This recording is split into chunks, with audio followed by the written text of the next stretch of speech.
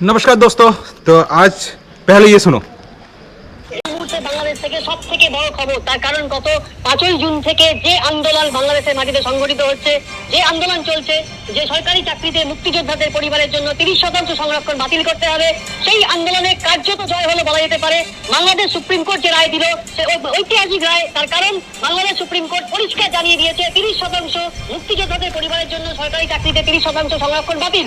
শুধুমাত্র तो अभी फ़िलहाल क्या है, तो बांग्लादेश में आज लगभग 1.5 महीना से एक प्रॉब्लम चल रहा है।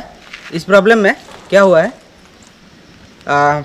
मैं थोड़ा सा बता देता हूँ। बांग्लादेश का प्रॉब्लम है ना, तो बांग्ला में बताते हैं। तो बांग्लादेश में इतने दिन तक प्रॉब्लम ये मतलब এই প্রবলেমটা চলছিল যে মুক্তিযোদ্ধা যারা করেছিল 1971-এর মুক্তিযোদ্ধা যারা করেছিল তাদের যে পরিবারের লোকগুলো রয়েছে, যেমন ধরুন আমার দাদু মুক্তিযোদ্ধাতে ছিল, কিন্তু আমি এখন আমার দাদুর নাতি, কিন্তু আমিও মুক্তিযোদ্ধার ওই ফ্যামিলিতে রয়েছি। তো ফ্যামিলিতে যখন আমিও রয়েছি, তো এই কারণে আমারও ওই ফ্যামিলিতে থাকার কারণে 30% মানে প্রত্যেক এরকম 100 জন ফ্যামিলির মধ্যে 30% চাকরিতে পেয়ে যাবে। মোটা টোটাল ছিল 30% এদিকে, আর আরেকটা শতাংশ ছিল, মানে টোটাল ছিল 56% কোটাতে চাকরিটা হবে, আর মেধার ভিত্তিতে হবে 44%। 100টা সিট যখন থাকবে তখন ওদের মধ্যে মুক্তিযোদ্ধা এবং অন্যান্য মিলিয়ে 56% থেকে যাবে কোটাতে, আর যে বাকি 44% থাকবে, ওই 44% থাকবে মেধার ভিত্তিতে। তো এই জন্য আন্দোলন নেমেছিল, যেটা এটা কিন্তু বিশাল একটা হিস্ট্রি। কেননা এক মিনিট, হ্যাঁ, তো এটা বিশাল একটা হিস্ট্রি। কারণ কি হয়েছে, এই পর্যন্ত 151 জন এর জন্য রক্ত দিতে হয়েছে। তো আমাদের ইন্ডিয়ান যত ইনফ্লুয়েন্সার রয়েছে, খবরের চ্যানেল রয়েছে, যত ইউটিউবার রয়েছে এবং যত ফেসবুকে কন্টেন্ট ক্রিয়েট করে, স্টোরি লিখে সবাই বাংলাদেশকে সাপোর্ট করেছে এতদিন। তো এখন আজ দুপুর 3টা নাগাদ এইটা বাংলাদেশ সুপ্রিম কোর্ট রায় দিয়েছে যে আর এমনটা হবে না। এখন কোটা সিস্টেম যেটা রয়েছে, কোটা সিস্টেম আর থাকছে না। মাত্র নাই বরাবর মাত্র 5%, 100 জনে মাত্র 5% কোটা সিস্টেম থাকবে। যা মাত্র 5% মুক্তিযোদ্ধার পরিবার কোটা সিস্টেমে চাকরি পাবে, আর অন্যান্য মিললে 2%। এই মোটামুটি 2 থেকে 3%। তো এই মোটামুটি 7 থেকে 8% চাকরি হবে কোঠার ভিত্তিতে, আর বাকি চাকরিগুলো হবে মেধার ভিত্তিতে। যেই আন্দোলন চলছিল এতদিন ধরে, যেই আন্দোলনের কারণে গোটা বাংলাদেশ স্তব্ধ ছিল, অগ্নি সংযোগ হয়েছিল, এবং 151 জনের সিভিলিয়ান ছাত্রছাত্রী মিলে 151 জনের মৃত্যুর পরে আমরা বাঙালিরা, বাংলাদেশি যেসব বাঙালিরা রয়েছে, তারা এই বাংলাদেশ সুপ্রিম কোর্ট থেকে এই রায় পেয়েছে যে কোটা সিস্টেম लगभग ऑलमोस्ट ख़त्म है। तो ये बहुत बड़ा अचीवमेंट है, ये जो है बहुत बड़ा अचीवमेंट है। तो बहुत ही खुशी है मेरे को भी, क्योंकि बांग्लादेश का बहुत ही क्लोज वाला स्टेट जो है त्रिपुरा है। यहाँ से मेरा दादाजी जो भी है वो भी बांग्लादेश से आए थे, तो इसीलिए थोड़ा सा बांग्लादेश वाला खून तो मेरे साथ भी है, मेरे पास भी है। क्योंकि त्रिपुरा में ऑलमोस्ट सब मतलब कम से कम 80 to 90% लोग जो है वो बांग्लादेश से आया है 1971 से पहले। जैसे कोई 1950 में आ गया था, या फिर जब बांग्लादेश डिवाइड हो रहा था तब आ गया था। जैसे हम लोग जो है वो जब इंडिया इंडिपेंडेंट हुआ था, पाकिस्तान और बांग्लादेश अलग अलग हुआ था।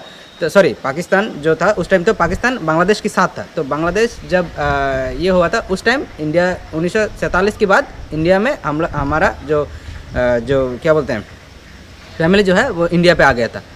तो ये है मेन प्रॉब्लम। तो मैं विनती करता हूँ अब बांग्लादेशियों से, अभी आप लोग आगे दुर्गा पूजा आने वाला है, तो ये दुर्गा पूजा में ये जो मूर्ति वगैरह आप लोग तोड़ते हो, हिंदुओं के ऊपर आप लोगों के जो गुस्सा जो है वो मतलब निकालते हो, या फिर जब हमारा कोई क्रिकेट मैच होता है, हमारा यहाँ पर कुछ भी अच्छा होता है, तो आप लोग उसका विरोध करते हो। बहुत सारे बांग्लादेशी जो हैं वो विरोध करते हैं। तो ये प्लीज़ आप लोगों को हाथ जोड़ के विनती है, ये सब मत कीजिए, क्योंकि आप लोगों का जब ज़रूरत था हमने आप लोगों को भरपूर जो है वो सपोर्ट किया है।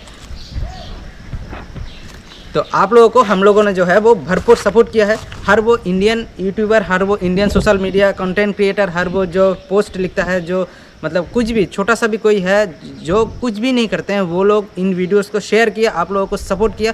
और आप लोगों को पता है, आप लोगों का जो प्रधानमंत्री है वो उनका हमारा प्रधानमंत्री से कितना अच्छा मिलता जुलता है।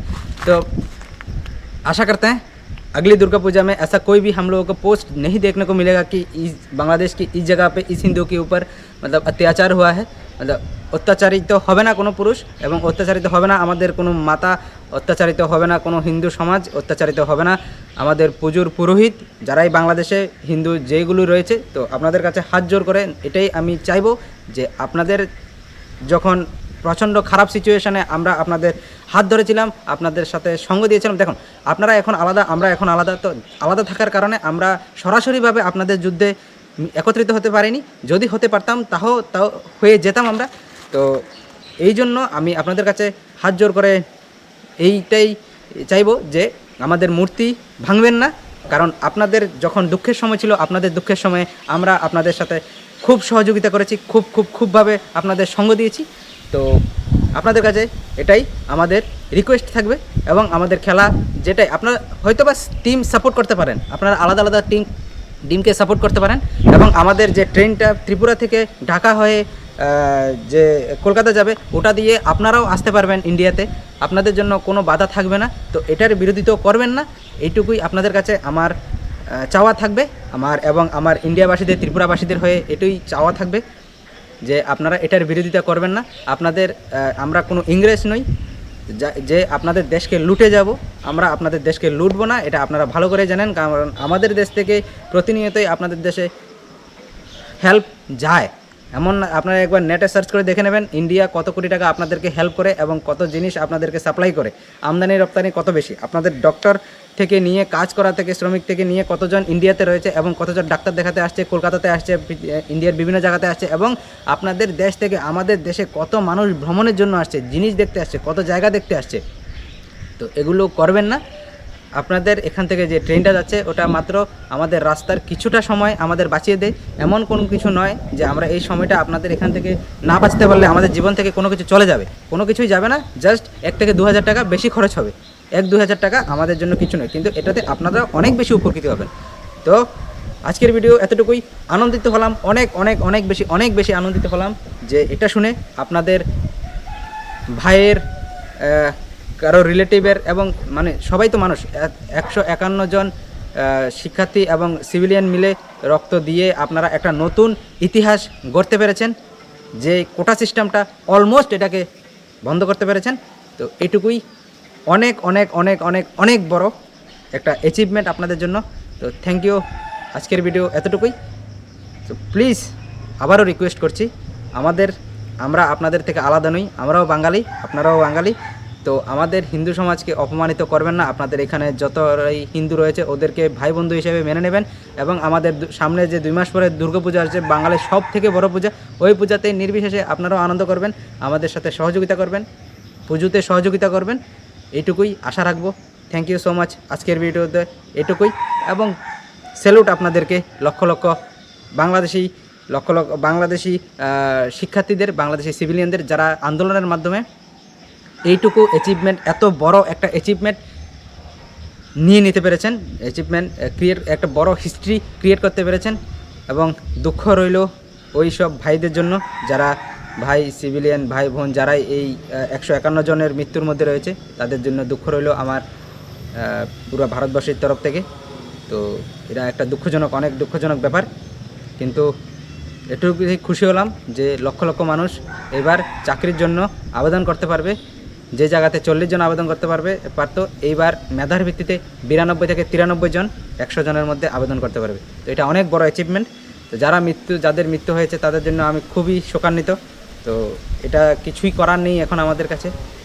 হয়তো দেশের জন্য ওরা নতুনভাবে একটা জীবনটা দিয়ে আমাদের সুবিধার্থে একটা নতুন হিস্ট্রি গড়িয়ে দিয়ে গেল। আমরা তাদের এটা দান কোনোদিনও ভুলব না। আর আপনাদের কাছে আবারও এইটুকুই চাওয়া থাকবে, আমার ভারতবাসী হয়ে বাংলাদেশে হিন্দুদেরকে অপমানিত করবেন না, অপদস্থ করবেন না। এবং আমাদের যে মূর্তি পুজো হয় বাঙালির সব থেকে বড় পুজো দুর্গাপুজো, ওই দুর্গাপুজোতে আপনারা মূর্তিটা ভাঙবেন না। আপনাদের যদি পছন্দ নয় আপনারা পুজোতে যাবেন না, কিন্তু মূর্তি ভেঙে অমানবিকতার একটা কাজ করবেন না। যদি এরকম অমানবিকতা করেন, তো আমরা আপনাদেরকে সাপোর্ট করতে আমাদের নিজের থেকে দ্বিধাবোধ হয়, কিন্তু তবুও আমরা করি। আপনারা যেটা করেছেন, যেই করেছে, তো প্লিজ এটা করবেন না। আপনাদের কাছে এটা হাত জোর করে আমার বিনতি থাকবে। Thank you so much. আপনাদেরকে অনেক অনেক অনেক অনেক আনন্দিত। আমার মানে কথা আসছে না, আমার এত আনন্দ হচ্ছে। আপনারা এত বড় একটা হিস্ট্রি ক্রিয়েট করেছেন। সবাই এই আনন্দ মুহূর্তে আনন্দিত হন, এতটুকুই খবর। Thank you so much.